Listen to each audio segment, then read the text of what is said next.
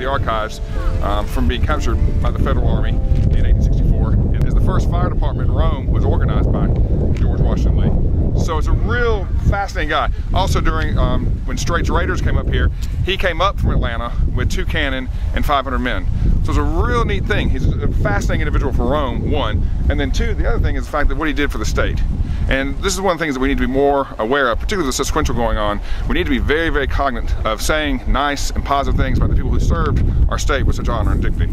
I was actually, what I was doing is I went to a lecture in Atlanta, the Psychorama, and George Washington Lee was mentioned. And while he was mentioned, I thought it was a real neat thing, because they said, in fact, that he, as kind of a side note, that he had saving records. Well, there's a lot that goes into that, because you have to find all these things.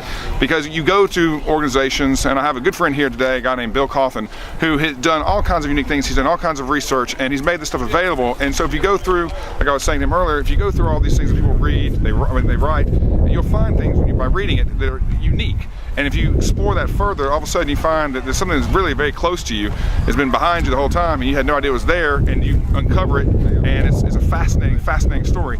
And it's very indicative to the region. Very, very indicative of the region. And it's very important we do stuff like this, because if we don't do stuff like this, we're not going to have it in the future. And I found out this through a complete fluke. And I'm very excited now that we have this, because now 100 years from now, no one who's here today will be here.